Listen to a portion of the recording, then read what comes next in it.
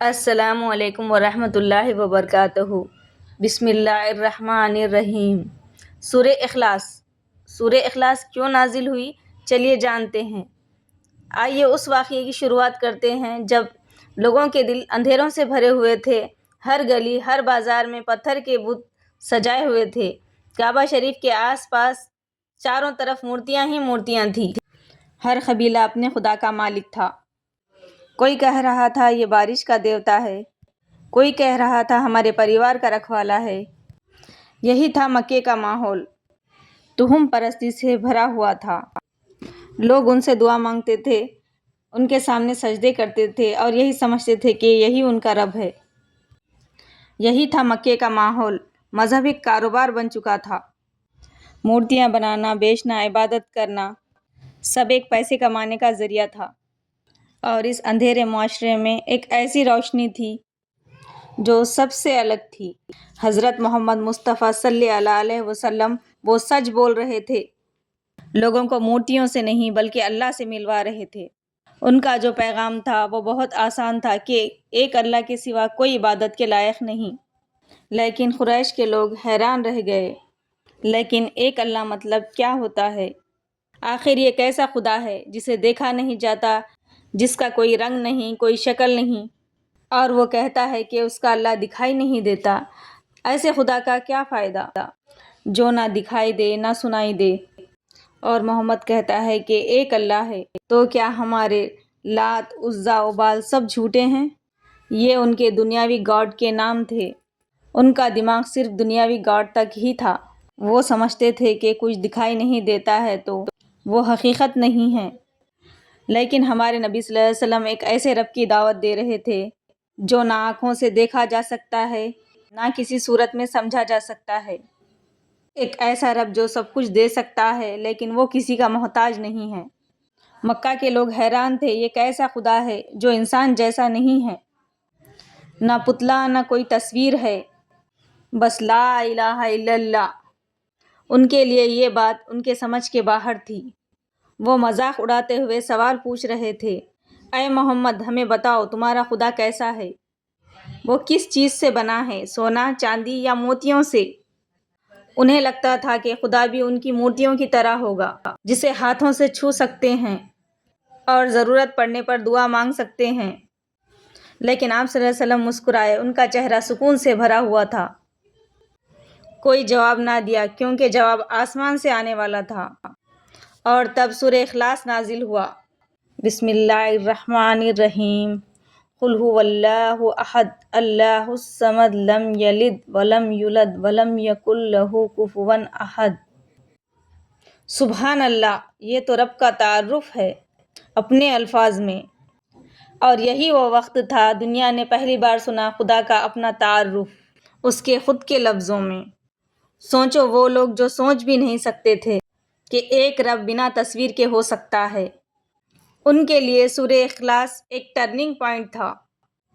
یہ صرف قرآن کا پیغام نہیں تھا، یہ ان کے سوچنے کا طریقہ بدل دینے والا انکشاف تھا۔ اور اب یہ کہانی صرف مکہ کی نہیں، یہ کہانی بن گئی ہر اس انسان کی جو رب کو سمجھنا چاہتا ہے، ہر اس دل کو جو پوچھتا ہے کہ کون ہے اللہ، اور اس کا جواب قرآن کے اس سورے میں ہے۔ آئیے اس سورے کو آسان طریقے سے سمجھتے ہیں۔ قل هو اللہ احد، یعنی کہہ دو اللہ صرف ایک ہے، نہ اس کا کوئی پارٹنر ہے، نہ کوئی ایکول، نہ کوئی اس کے جیسا، نہ کوئی اس کے برابر ہے۔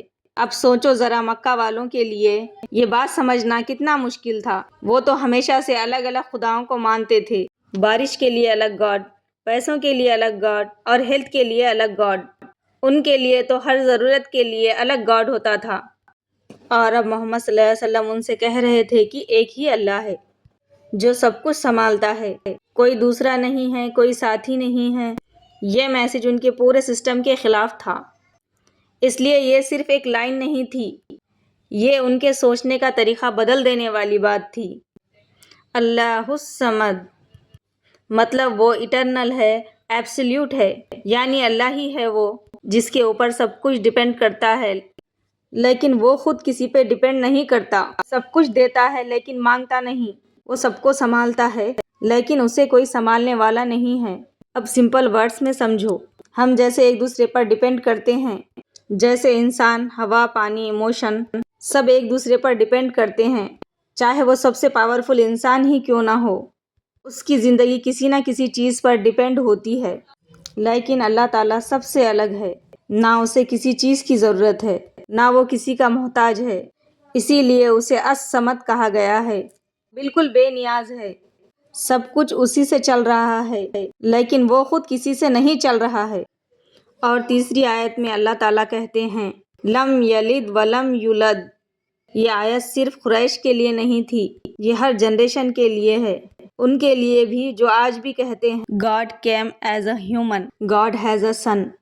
تو اللہ نے اس ایک لائن میں کہہ دیا کہ میں کسی سے پیدا نہیں ہوا اور کوئی مجھ سے پیدا نہیں ہوا، اللہ تو وہ ہے جو ہمیشہ تھا اور ہمیشہ رہے گا۔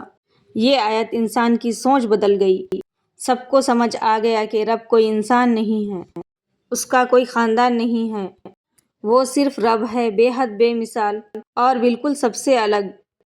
اب جو یہ آخری آیات کہتی ہیں وَلَمْ يَكُنْ لَهُ كُفُوًا أَحَدٌ، There is no one equal to him، کوئی اس کے برابر نہیں، کوئی اس کا مقابلہ نہیں، کوئی اس کی مثال نہیں۔ اب یہ صورت ہر اس انسان کے تمہارا رب ان سب سے الگ ہے جن کے پیچھے تم بھاگتے ہو، اس رب کے جیسا پورے جہان میں کوئی بھی نہیں۔ ذرا سوچ کے دیکھو، ایک سورہ جس میں 4 آیتیں ہیں، انہی 4 آیتوں میں ہے قرآن کا مین میسج، جو کہ آپ صلی اللہ علیہ وسلم نے فرمایا سورہ اخلاص equal to 1/3 آف دی قرآن، کیونکہ یہ قرآن کے 1/3 کے برابر ہے، کیونکہ قرآن 3 حصوں میں ہے۔ قرآن کے 3 میجر تھیمز، پہلا توحید یعنی کہ ونس گاڈ، اور دوسرا رسالت یعنی کہ پرافٹ ہوڈ، تیسرا آخرت یعنی کہ آفٹر لائف۔ تو سورہ اخلاص پہلا حصہ بتاتا ہے توحید۔ سورہ اخلاص کو پڑھنے پر قرآن کے 1/3 کے برابر نیکیاں ملے گی۔ سورہ اخلاص ہمیں یاد دلاتا ہے کہ جہاں دنیا میں سب کچھ بدلتا ہے وہاں رب کبھی نہیں بدلتا۔ کہو کہ اللہ ایک ہے، بس اتنا ہی کہنا مومن کے ایمان کی نشانی ہے۔ سورہ اخلاص ہمیں سکھاتا ہے کہ اللہ ایک ہے اور وہی سب کچھ سنبھالتا ہے۔ سورہ اخلاص کی یہ 4 آیتیں ہمیں بتاتی ہے کہ اللہ دونوں جہانوں کا خالق و مالک ہے۔ ہمارے اس ویڈیو کو ثواب کی نیت سے دوستوں میں ضرور شیئر کیجیے۔ ہمارا یہ ویڈیو کیسا لگا ہمیں کمنٹ کر کے ضرور بتائیں۔ آپ اپنا خیال رکھیے، ہم ملتے ہیں ہماری اگلی ویڈیو میں۔ جزاک اللہ خیر۔